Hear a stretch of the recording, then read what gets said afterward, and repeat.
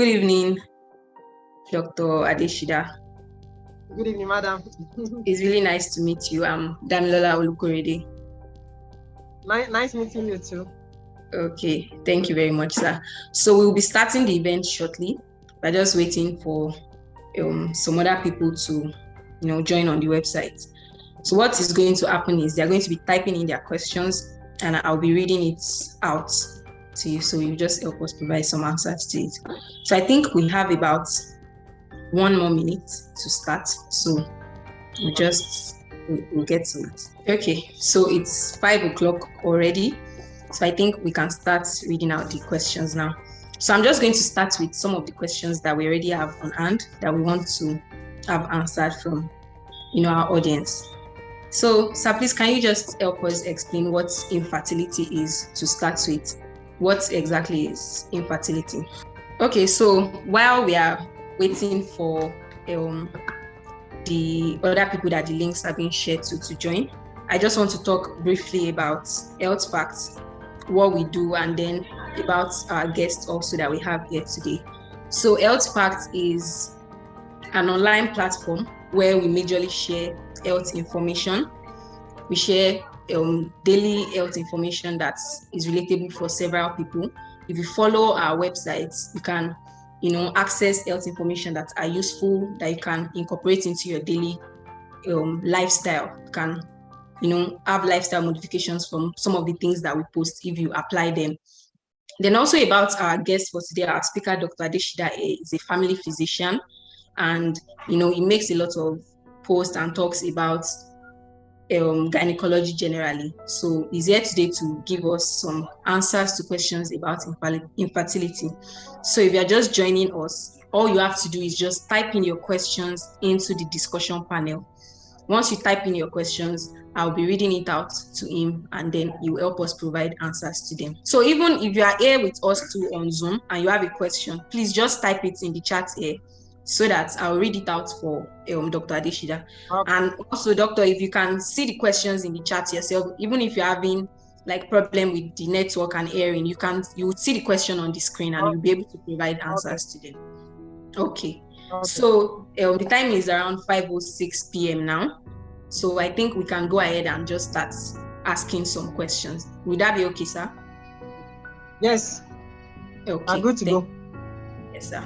So I know other people will be joining us with time, but please let's take note that this video is being recorded. It will be available on our website. So even if you miss any part of this, it will still be available on our website to check it out.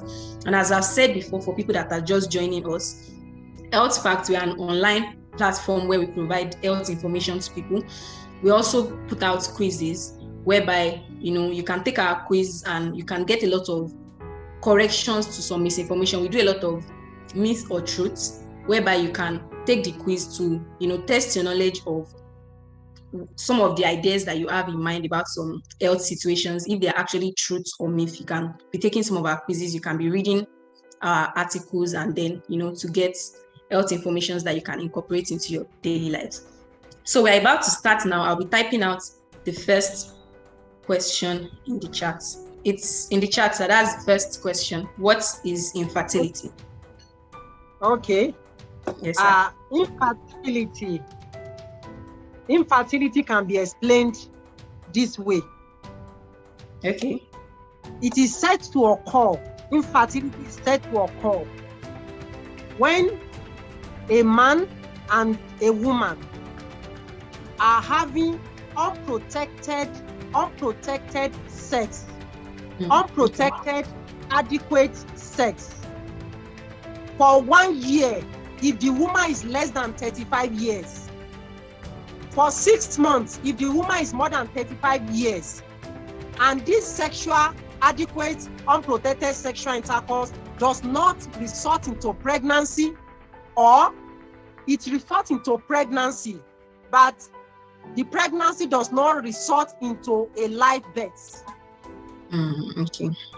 So the next question you want to ask is, what is adequate sexual intercourse? It is when a man and a woman are having sex at least 3 times in a week, alternate day. That is adequate sexual intercourse. So if two people, a man and a woman, they are having this, they are not protecting it, and yet there is no pregnancy for 1 year. If the woman is less than 35 years, and the woman is more than 35 years for 6 months, that is infertility. Okay. And if there is pregnancy, the pregnancy does not lead to a live birth, delivery of a baby, is still infertility. Oh, okay. So it means it is possible to be pregnant and still be infertile. Yes, until the pregnancy leads to a live baby. In fact, World Health Organization, that is what they are now laying emphasis on. It is not even, yes, it's about getting pregnant, but World Health Organization is now more interested in it leading to a live birth. So what is the essence of getting pregnant without getting the results? So it is still as good as not getting pregnant at all, as far as World Health Organization is concerned. So that is the latest definition now. The pregnancy must lead to a live birth. You must carry your baby like this. You must have a result to show for it before they can say, yes, you are not infertile. Okay, sir. Yes, thank you very much, sir. Thank you so much for that answer. I'm sure people are already, learning from this, and we also already have other questions coming in. So we have a question here. Someone is asking, are carrots good for enhancing fertility? Yes, very good. Very, very good. Carrots contains a lot of vitamins, and vitamins generally, from all the vitamins are good for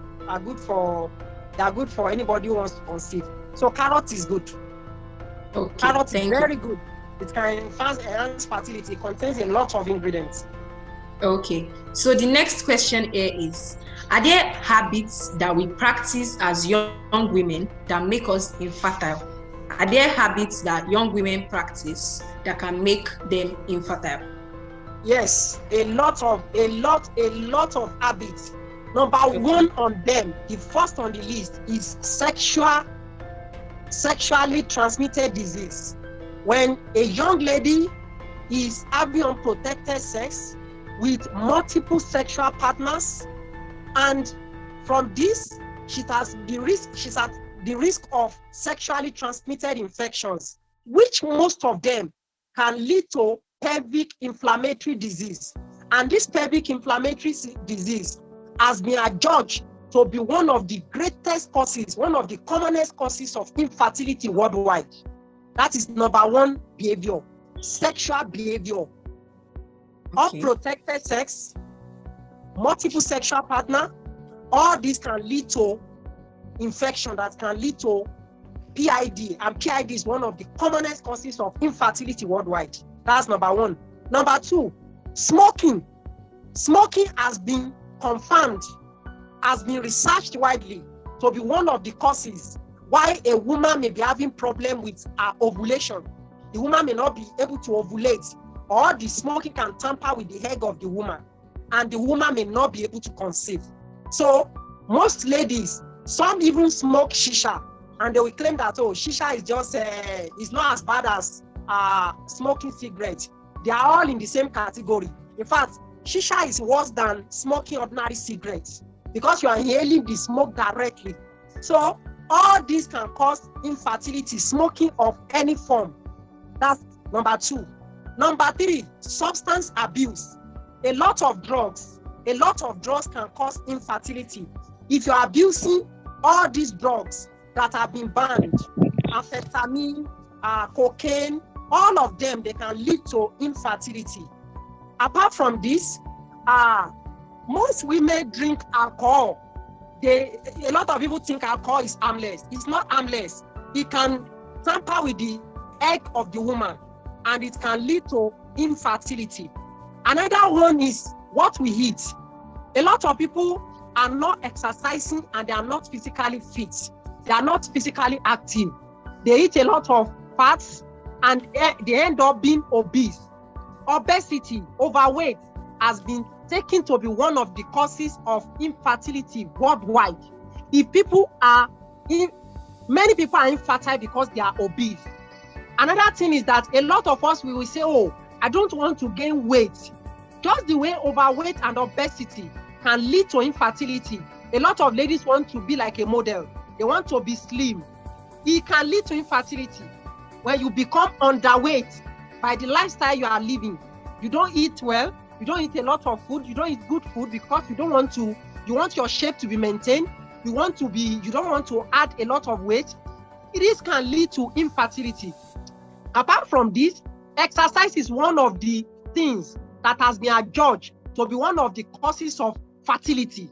When you exercise, it can make you to be fertile. But how many people exercise? So lack of exercise can lead to infertility. So that is another thing that can lead to infertility. So there are a lot of things we do. Our lifestyle generally can lead to infertility. And the same thing goes for men. Almost everything I've said now can lead to infertility in a man too. A man that is smoking can have a low sperm count. He can have sperm that is having problem in quality. The sperm is not mobile. It cannot swim very well and enter into a woman and become a pregnancy. The same thing goes for alcohol. The same thing goes for substance abuse in a man. And some men, what they do, they will place their laptop on their laps. Yes, it is called laptop. But if you place your laptop on your lap, the heat that is being generated from the laptop, it can affect your scrotum. And if it affects the scrotum will not be able to produce egg. That is why God made sure that testes are outside the body of a man, because the temperature that testes can be optimal to produce sperm is lower to the body's temperature. That is why God made the temperature of the testes to be outside the body. It must not be too hot, it must not be too cold. That is why when there is too much cold, you see that the testes will go near the body, it will go up. And if there is too much heat in the body, the testes will move down. It is because it must be maintained at a particular temperature before it can produce good sperm that can lead to fertility in a man. Okay, thank you very much, sir. That was a very, very detailed answer. And I'm sure that you were able to even cover for both the male and female aspects. So there's someone asking here that what can one do to prevent ectopic pregnancy? Yes, the commonest cause of ectopic pregnancy, like I said earlier, is pelvic inflammatory disease from sexually transmitted disease.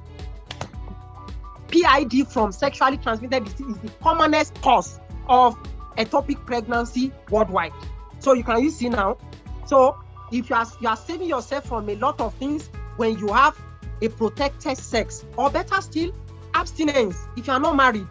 But abstinence is 100%. If you don't go near it, you don't get it. But if you use condom is not safe.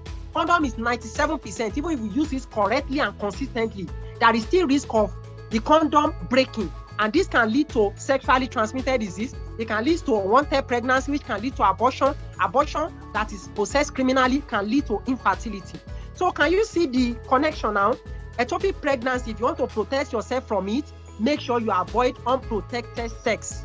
Of course, there are other causes of ectopic pregnancy.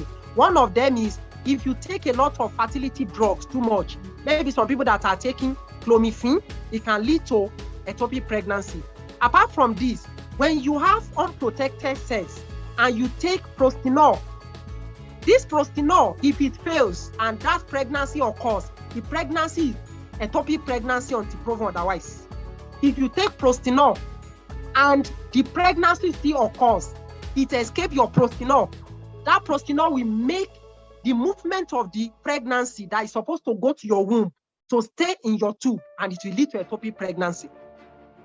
Another thing that can lead to ectopic pregnancy is smoking. You can see, we are back to what we have said earlier. Smoking weed, smoking shisha, smoking cigarettes, all these can lead to ectopic pregnancy in a woman. Another thing that can lead to ectopic pregnancy is if the tube is having problem. If the tube of a woman, maybe from the womb of her mother, she was born with a tube that maybe has kink, or a tube that has some malformation, it will not allow the fertilized egg to go into the womb, and it may stay where that kink is, and then it can stay there and lead to ectopic pregnancy. Thank you very much for that answer, sir. We can see that even it still leads back to many of the things you discussed initially about the causes of infertility. Yes, and it's still a bit intertwined with the with the STDs and the PID. So I'll read out the next question. What is the ratio of infertility due to males compared to those resulting from female factors? And this person is asking that what's the ratio of infertility caused from male factors compared to those caused from female factors? Does infertility result more from male factors or from female factors? Equal proportion. 20 to 30% of infertility are caused by men. 20 to 30% of infertility are caused by women. 20 to 30% are caused by both. And then 20 to 30%, or let me say 10 to 20% are unexplained. Now, when I say both, 20 to 30% are caused by both in the sense that the man is having a problem and the woman is having a problem, both of them jointly. We see more of single factor, either a male factor being responsible or a female factor being responsible most of the times in the consulting room. But sometimes too, you can see both the woman and the man having one problem or the other. So at the end of the day, 20 to 30% is caused by male factor, 20 to 30% is caused by male factor, and the two combined, 20 to 30% too. Then 10 to 20%, you have done every available test. I repeat, every available test you can lay your hand on. There is no problem with the woman, there is no problem with the man, yet they cannot conceive. Okay, all right. Thank you very much. So let me just quickly follow it up with a similar question that I can see here. That is every case of infertility curable? Are some incurable by medical science? That is every case curable, or are there some that are just incurable? I can confidently tell you today that every infertility is curable. Every. And I will explain myself. I will tell you why I said is curable. But before I explain that, but unfortunately, culture, religion, and tribal sentiment, family sentiment are the impediment. Financial sentiment, financial handicap are the impediment to some solutions. Social stigma, stigmatization, all these are the problems to some of the solutions to the problem of infertility. But every infertility is curable. And I will explain myself.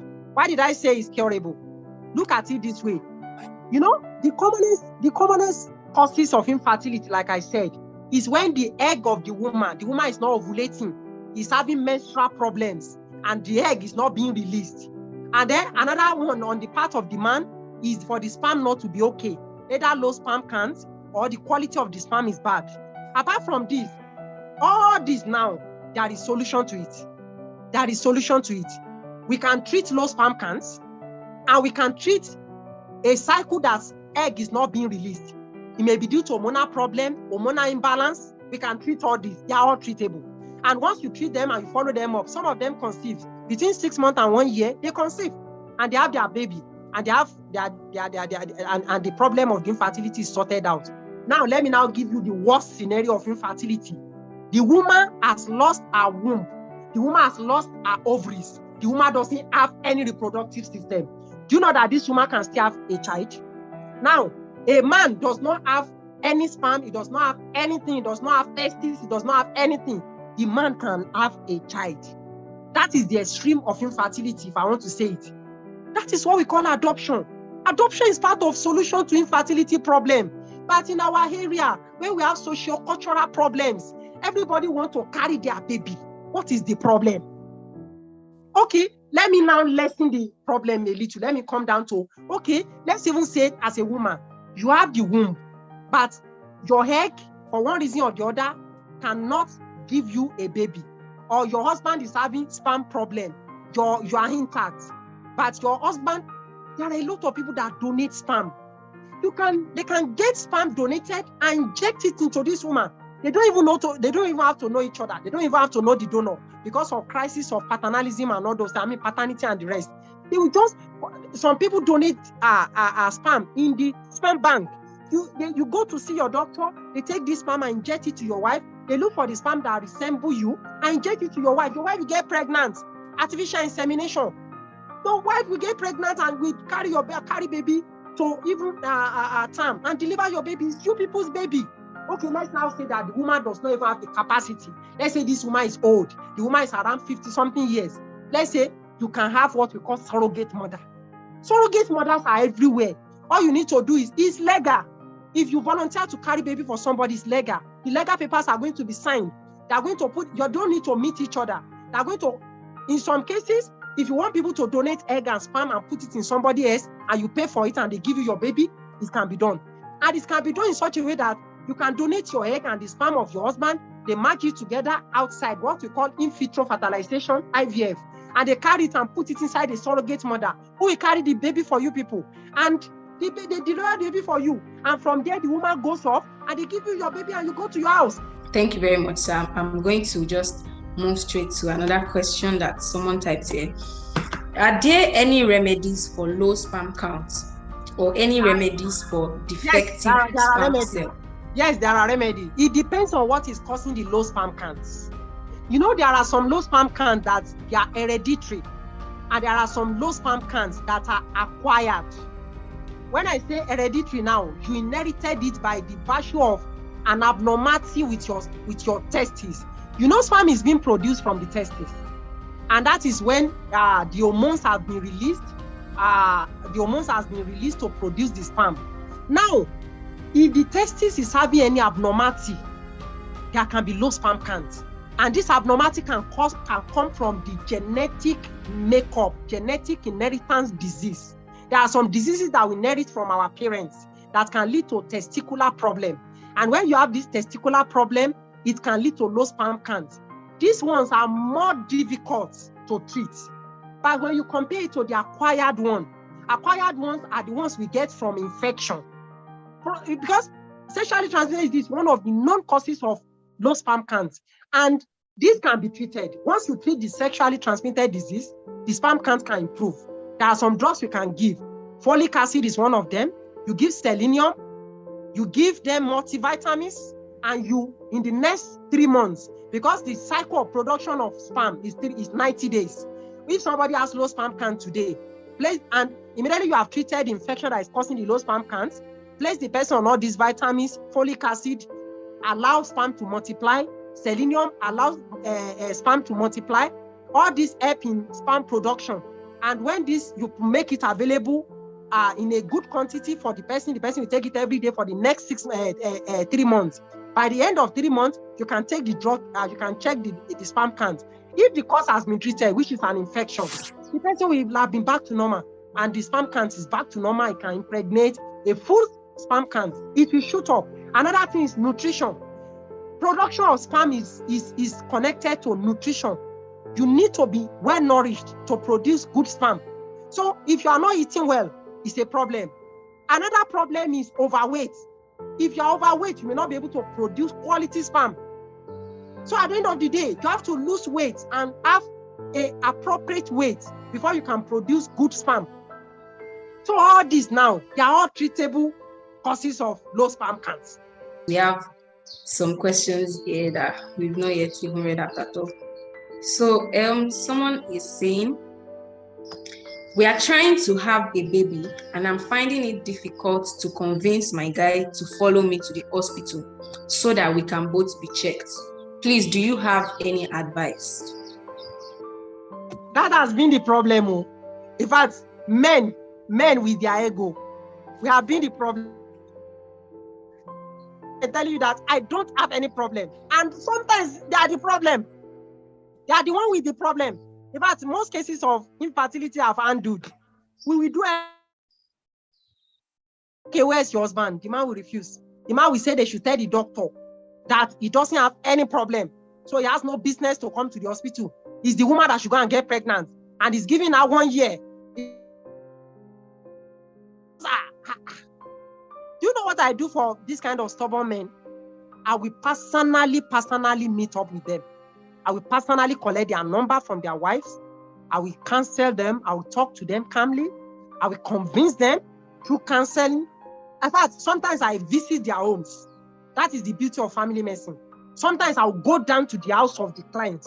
I'll go and meet the man in his house. I'm Dr. Adeshida. I came from Social Hospital. I've come to see you concerning your wife, the infertility. We are partners in this. Actually, I'm not saying you have any problem. No. That's not what I'm insinuating.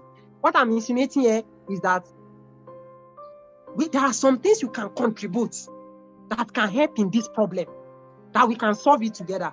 At the end of the day, I always win. Most times I always win. By the time I finish talking to them, they are convinced.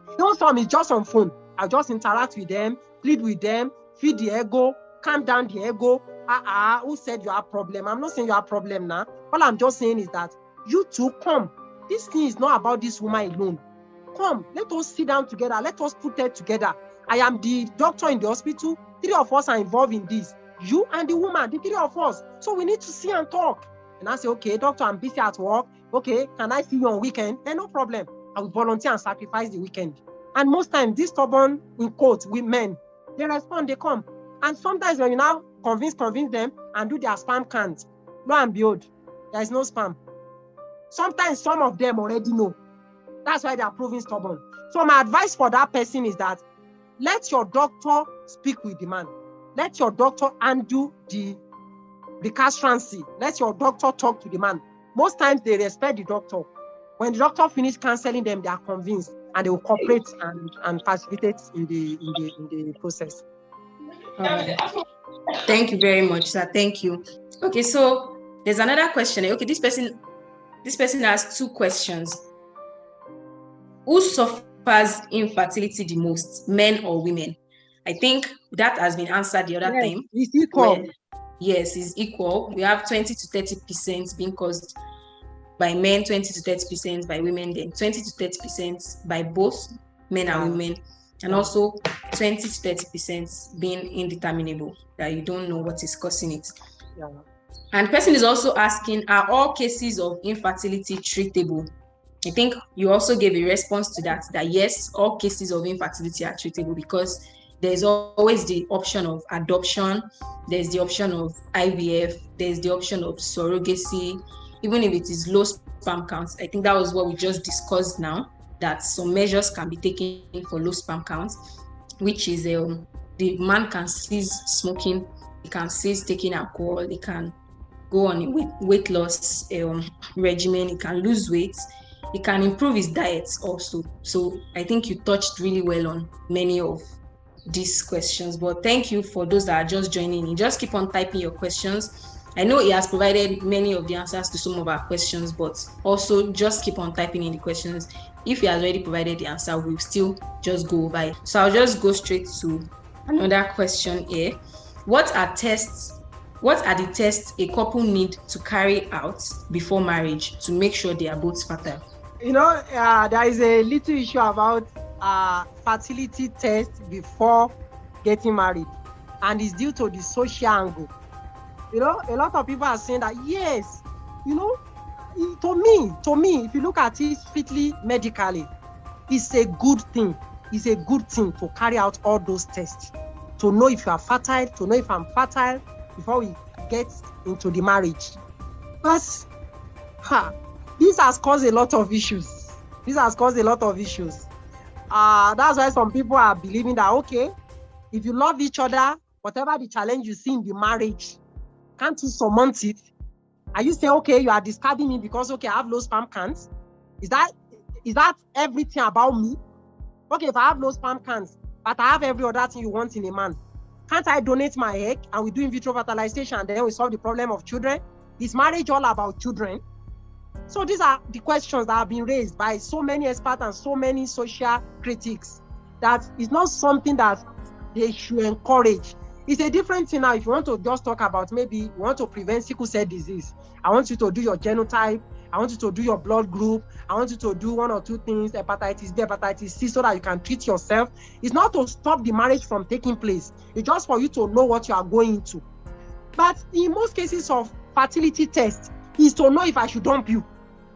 So that, let me quickly pick race, if you are not fertile. So there are a lot of things we can do to know if a woman is fertile, or if a man is fertile. But like I said now, there is a social angle to it, and that is the concern. But the concern be put aside. Let's now look at the test that can be done. If two of you have agreed that, okay, no matter the outcome of the test, we are still going ahead with the marriage, at least we'll be able to prepare for whatever is ahead of us. No problem. The things we can do is, number one, let's start with the woman. The woman, any woman you see that is menstruating regularly, on an average, menstruation is 28 days on an average, but it can go as far as 35 days and it's still normal. And it can go as low as 21 days and it's still normal. And the menstrual flow is between 2 to 7 days. Any menstrual flow that is less than 2 days, we consider it abnormal. Any menstrual flow that is more than 7 days, we consider it abnormal. Once we start menstruating for like 8 days and above, we consider it abnormal. If your whole cycle, your menstruation, when you see your menstruation now and when you will see the next time, your whole cycle, if it is more than 35 days, we consider it abnormal. If it is less than 21 days, we consider it abnormal. But on average, 28 days. If you see any woman that is menstruating regularly within all these ranges I've given, on an average of 28 days, and maybe menstruates for an average of 4 or 5 days, the woman is ovulating. That on its own is a confirmation of fertility. But if you now want to be doubly sure, there are a lot of strip that you can even use on your own to test yourself. Vaginal strip that you can use to test yourself. You know, there is this fluid, vaginal fluid that you produce around ovulation. It will be drawing. If you are 28 days cycle, at the 14th day, that is around the ovulation day, if you put your hand inside your vagina, there is this fluid that is copious, that is much, that is drawing. It's a sign of ovulation. And if you test that fluid, there is a way you will know that, oh, this person is likely to be ovulating. That's another confirmation of being fertile. Another way you can know that you are fertile is for you to track the egg. We can do ultrasound tracking of egg. The ultrasound can see the follicles in your ovaries. You can see your eggs coming out of your ovary. You can see them maturing. We can track it and we see that, oh, this is the egg. And when you even ovulate, the ultrasound can show us. You can track that, oh, egg has been released. So these are all the ways you can confirm that you are fertile and you are ovulating. Apart from this hormonal test, there are some hormones that are in the body of a woman. If the hormones are balanced, it shows that that woman is likely ovulating and is likely fertile. There are major 4 of them: the progesterone, the estrogen, the luteinizing hormone, the follicle stimulating hormone, all these hormones, and the prolactin too, the hormone that is controlling breast milk. All this, we can check it in a woman. If your prolactin, the hormone that is controlling breast milk, is within normal range, and the other hormones, the 4 hormones I've mentioned earlier, luteinizing hormone, follicle stimulating hormone, progesterone, and estrogen, if they are all within normal range, the likelihood of that woman being fertile and producing egg is very, very high. If the breast hormone is too much, the woman may not be ovulating. That is why you see some ladies, they will be bringing milk out of their breast, and whereas they are not pregnant, they are not breastfeeding a baby, and they will just be producing milk. It's another cause of infertility. It is due to the excess prolactin. So that is why all this now, if you can do it in a woman and search all these, and they are all within normal range, I think the woman is fertile. These are all the tests you can do. You have to go to your doctor and he will help you out in all this. What of a man? A man's was even simpler. If you can do sperm analysis, carry the sperm of this man and go take it to the lab and analyze it. There is an amount of sperm a man that will be fertile must have. It must not be less than 15 million. So it must be there. If it is less than that, there is a problem. So the man must, 15 billion. So it must be present in that proportion above. And the quality of the egg, the amount that is mobile, the amount that is moving well, the amount that has a normal form, that there is no abnormality, all these are very important. These are all the things. These are all the things that can give us an idea that a man is fertile. Now, apart from this, a man can be confirmed to be fertile if the man has erection in the morning. If you see a man that early in the morning, his manhood, his penis does not rise, the man may be suffering from erectile dysfunction, which can be a cause of infertility. That means the man may not be able to penetrate a woman to deliver the sperm into the woman. So that can be a cause of infertility. So there is a need to confirm from the man. In the morning when you wake up, do you normally have erection early in the morning? If he says yes, good. Then you tell the man to stay away from sex for 3 days, and you collect the sperm and do the analysis of the sperm. When you do the analysis of the sperm and all the parameters stay within normal range, the likelihood of that woman being fertile is very, very high. So these are all the tests that can be done, at least to confirm fertility before marriage. All right. Thank you very much, sir. I can see someone raising their hand in the... And I can see somebody typing, is masturbation related to infertility in the chat? Yes, okay, yes. Please, let's yes, it's related. It's related. Okay. Especially when the masturbation is excessive, it can lead to low sperm counts. When somebody masturbates too much, it can lead to low sperm counts. And low sperm counts can lead to infertility. All right. Thank you, sir. Hello, ma. Yes. Please. If the consequences of that masturbation lead to infertility, like, is it possible for someone to gain his own fertility if he ceases doing the masturbation? Yes, yes. That's the solution, sir. That's the solution. Once you go into behavioral change, you stop masturbating. That is why, in fact, that is the reason why anytime we want to do semen analysis for patients, we ask them to stay away from sex, masturbation for the next 3 days. So by the time they are masturbating to give us their sperm, the sperm will give us quality and quantity that we need, because the man is not losing sperm. But masturbation is like a kind of wastage way of losing sperm, because every day the person is losing sperm. Of course, sperm is being produced on daily basis, but storage is being done. But the storage is not being kept because there is constant masturbation. Okay, ma. Does that mean that masturbation is totally damaging to the health? Someone should seize it at. It's not totally damaging to health. To be frank, it's not totally damaging to health. But if you want to look at this from spiritual angle, we have four dimensions of health. We have the physical health, we have the mental health, we have the spiritual health, and we have the social health. Those are the 4 types of health that we have generally. Now, spiritual health, almost all the major religions, which is Islam and Christianity, they frown at masturbation. So, because for you to be healthy, every aspect of those 4 healths must be healthy. So, spiritually, you're having guilty conscience for doing something. So, your health is already being affected spiritually. So, when this is there, then we don't consider you to be healthy. It is not only physical health that is the one that has to do with your body alone. That is your health. The definition of health by World Health Organization is not even absence of disease. The definition of health is for you to have well-being, physically, mentally, spiritually, and socially. So, if the spiritual health, your spiritual health is already affected because you're having guilty conscience, because you are masturbating. Yes, the masturbation, if it's not too much, if it's maybe once in a while, physically, there is no harm. Physically, there is no harm. In fact, some people even say that physical health, as far as physical health is concerned, it can even be protective against prostate cancer. But when you look at your whole health now, because we don't divide you into 4, we look at your health holistically. So when you look at your health, physically, spiritually, mentally, and socially, all the 4 must agree before we can say that you are healthy. So the question now is that spiritual health is condemning you that you are doing it, while your physical health, if it is not too much, is saying it's okay. So how do we balance it? How do we say that you are healthy when two dimensions of your health are conflicting with each other? Okay, I understand. I get, ma. Thank you. That is the problem. Yes. Okay. Thank you very much. Thank you so much, sir, for the response. Okay, there's another question here.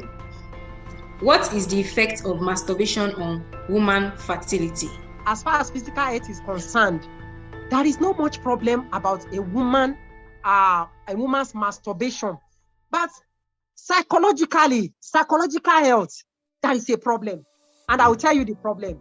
When you indulge in self-masturbation as a woman, there is this less need for a man. If you're already satisfying yourself, what do you need a man for? If what that man can give you, some women use dildo, some women use artificial penis, some women use all sorts of things. Some women use their own finger, they do all sorts of things, and they will orgasm. They will please themselves, they will be very good. And then after you have done that, what do you need a man for? What do you need your husband for again? So, and if you are not having sexual intercourse, sperm is not being released inside you, how do you get pregnant? How? So at the end of the day, there is a way masturbation in a woman affects them psychologically. It makes them feel less need for a man. And if you don't have a man to impregnate you, how do you get pregnant? How? So at the end of the day, that is one of the effects. Then this one is not maybe too strong now, but let me just keep it in. If a woman just gets pregnant and the woman is getting indulged in self-masturbation, because most of the time when a woman masturbates, you know, the difference between when you meet with a man and when you masturbate is that you are in charge of masturbation and you can do it to the full satisfaction of yourself. You can orgasm. You can do it very well the way you want, and you will get the best you want to get out of it. And it can lead to a very huge orgasm. Now, how does this come into issue of fertility or infertility? Let me put it this way. Let's say as you are now as a woman, you just get pregnant. And that pregnancy is just maybe 4 weeks or maybe early pregnancy, very, very early. And then you get indulged in a very hot and huge and serious masturbation. And this thing leads to you to orgasm and so on. It has been documented by in some quarters that when you orgasm like that in early pregnancy, as in you have a serious orgasm, a very serious one, it can lead to your womb emptying the contents. That's what some quarters said. Some people said no, it's not possible and so on. But some people, it may be a theory, but it has been postulated that it can lead to a miscarriage, which is still talking about fertility. So these are all the ways that self-masturbation can affect you. So there's another question. Why is it that some women find it difficult to get pregnant again after their first child? Yes, exactly. That is what we call secondary infertility. There are two types of infertility. We have primary infertility and we have secondary infertility. Primary infertility is when you have not conceived before, or you conceive but it does not lead to a live baby. That is primary infertility after 1 year in a 35-year-old person, but more than 35 years after 6 months. Now, if this occurs, you desire pregnancy after you have had a live birth, a live baby from former pregnancy, and now you are now ready to get pregnant again, and then for 1 year, in somebody who is less than 35, you are not getting results.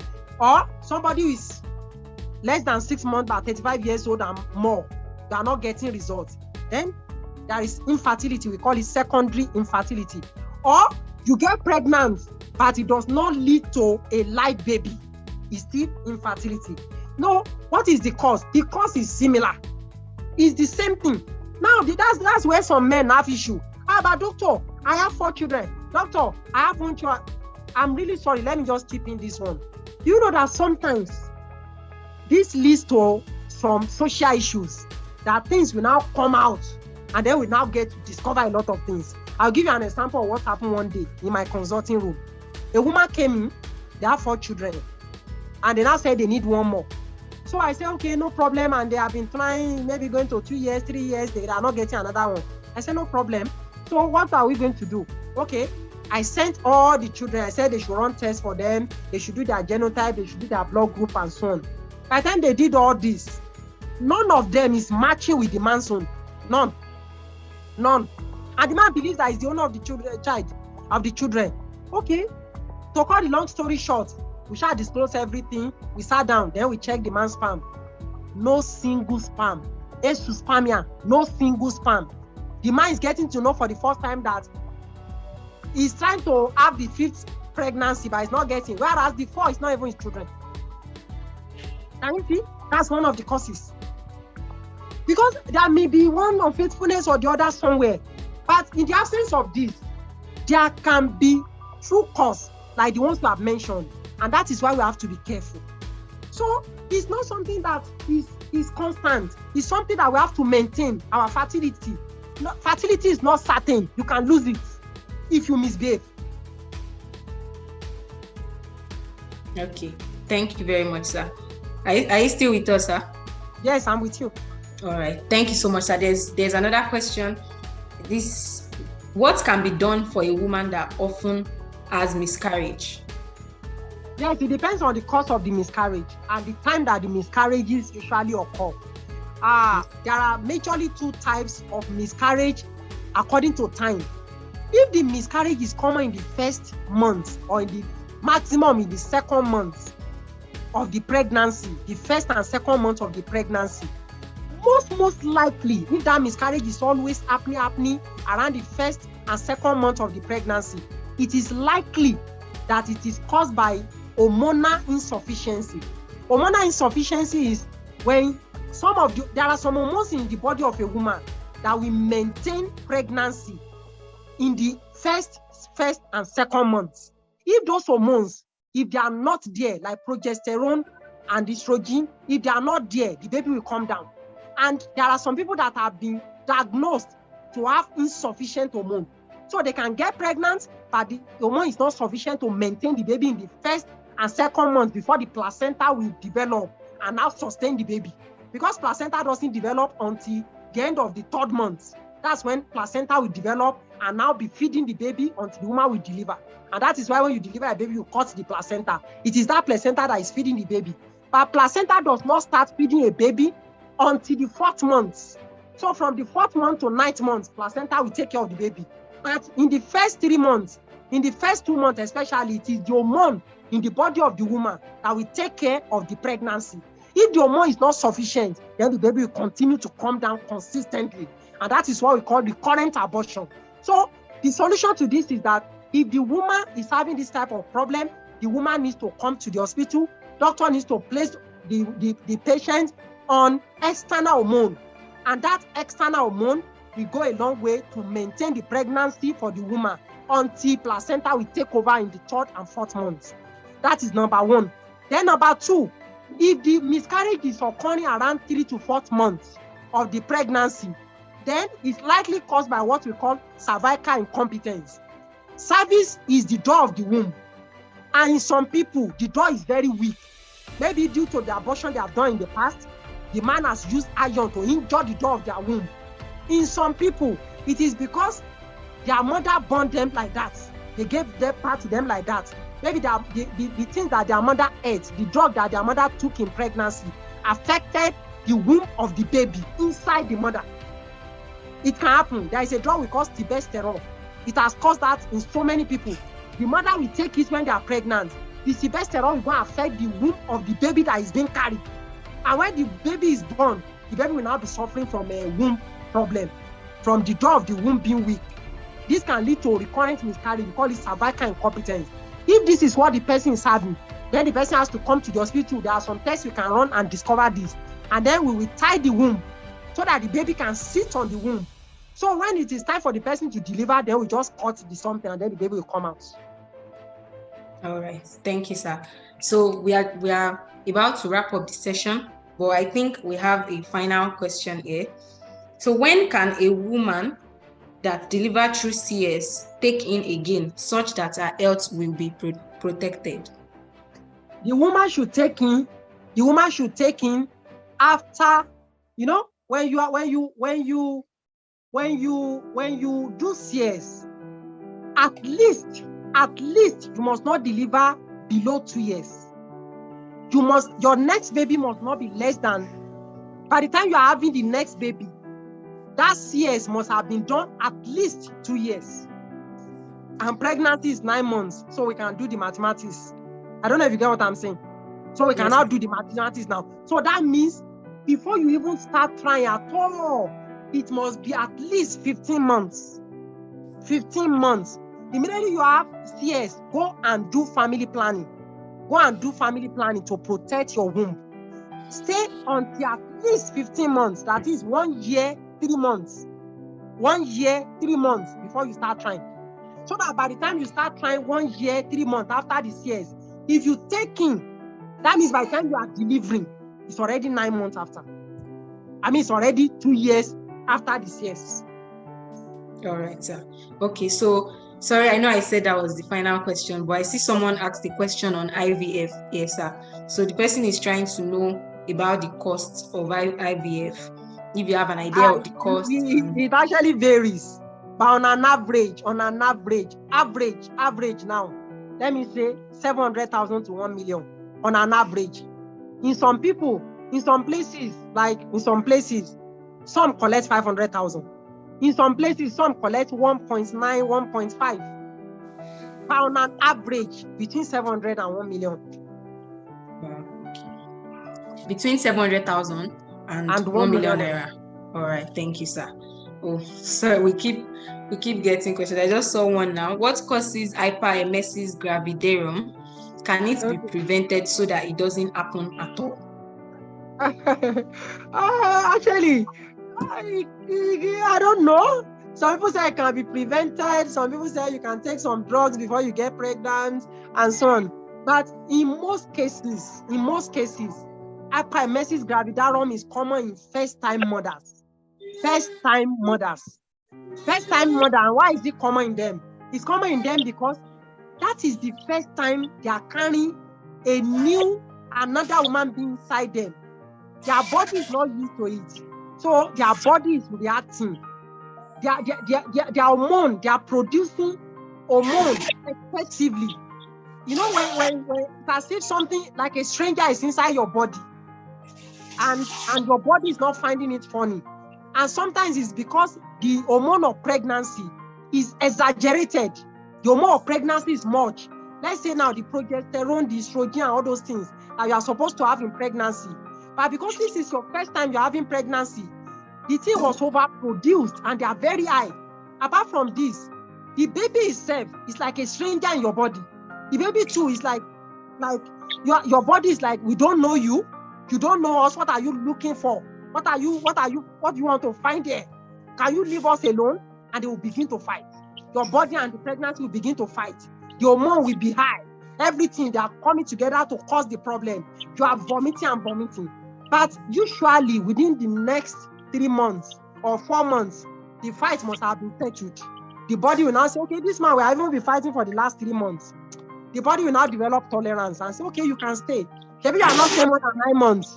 Okay, stay for 9 months so that you can stay and go your way.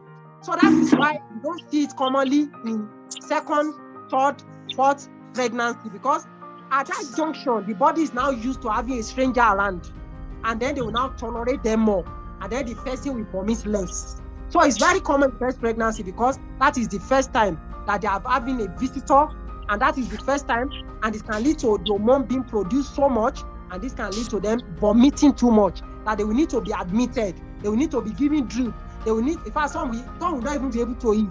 You have to place them on fluid, place them on so many drugs, keep them for 3 months. Some will even be on a hospital bed like that, or for 3 months, for more than that, until they will now get out of the whole thing, and then they can now continue. But by the time they're having their second, third, fourth pregnancy, the problem has come down. But there are some people that they will have it throughout. Second pregnancy, they will have it. Fourth pregnancy, they will say their body is not tolerating the baby. All right. Thank you, sir. I'm getting so many questions here. I know we're about to round off, but please, if you can just answer some of these few questions here. We'll just give short answers to it so that we can try to wrap up the session here. So this person is asking that why is it that family planning fails? And then is it safe without side effects? Why does family planning fail? And then is it safe without side effects? I will not lie to you. The only family planning that cannot fail is happiness. That is the only family planning method. When you and the man are not doing anything, that is the only one that is 100% safe. Every other family planning, a man is just trying. It's all man-made, and they all have their failure rates. All of them can fail. From injection to implants, to condom, anything made by a man has its own failure. It may be 3%, it may be 0.5%, it may be 1%. It is human error. It can't be perfect. So there is nothing anybody can do. It is inherent in it. So the only one that is totally safe, 100%, is abstinence. It's just the way it is. I have to tell us the truth. And there is none of them that does not have side effects, except the abstinence. If you stay away from abstinence, is the only one that is 100% safe without side effects. Like I said again, anything made by a man has side effects. Implant, hormonal, IUCD, condom, all of them have their own failure. All of them have their own side effects. Some people react to condom. Some people, if they use condom, they'll begin to itch. All of them have side effects. The hormonal, some will menstruate too much. Some will not even see their menses. Some will begin to get fat. Some will begin to get thin. All of them have their own side effects. It's just the way it is. Every drug has side effects. The same thing with family planning. Thank you, sir. Thank you so much, sir. I see that we still have some questions. Please, we have, in the next 5 minutes, we are going to be rounding up the session. So please, any other question that anybody has, please, let's just put it in the comment section on our website, and we'll find out to respond to the questions on the website. Okay, because we want to wrap up in the next 5 minutes now. But before we go, I see someone asking here that a woman has miscarriage every 5 months. What can be done for her? Then someone is asking how long a woman should stay before getting pregnant if she has done a fibroid operation. So, Sabi, if you can just help us answer those two questions in the next 2 to 3 minutes. This miscarriage of 5 months is likely to fall into that second type I talked about, which is cervical incompetence. So the person has to go to hospital and see a doctor. They will conduct tests on her womb. If they confirm that the door of her womb, which is the cervix, is not strong enough, then they have to tie the womb so that will not occur again. And the person will carry to 9 months and deliver. And then after fibroid operation, the least, I repeat, the least time you should even begin to try to conceive, the least is 3 months. The least. That's the least. Because the wound has to heal. All right. Thank you, sir. Thank you so much for your responses. We really appreciate it. I'm sure people both on Zoom here and on our website, they have really learned a lot tonight. I've also learned a lot personally. I saw one here. A man is asking that, can a man take folic acid? The answer is capital yes. It's very good. Very good for a man. It makes your sperm to be quantity and quality. Very good for a man. 400 microgram every day, one daily. Every man should take it if you're in reproductive age. It gives you a quality sperm. Just the way a woman is taking it is recommended for a man. It's recommended for children. It makes them to grow very well. Folic acid is a family drug. Folic acid is a family drug. It's supposed to be taken by the wife. It's supposed to be taken by the husband. It's supposed to be taken by children. It has advantage in all the family members. For the woman, it makes you to have good egg. For the man, it makes you to have good sperm. For the children, it makes them to grow very well. Thank you so much, sir. We really appreciate all your responses. Thank you very much. I'm sure everybody here too is saying the same. Thank you very much for responding to our call. And thank you for everyone who also joined into this session. I'm sure we all learned a lot from this. So as I've said, you can always visit our website. You get a lot of health information from there. We discuss very important health information from time to time. And we also put out quizzes that you can take that helps you to correct a lot of misinformation that you might have about certain health conditions. Thank you all, everyone, for joining, and I want to say good night to everyone. Have a nice day and enjoy the rest of your day. Thank you so much. Bye bye everyone. Bye.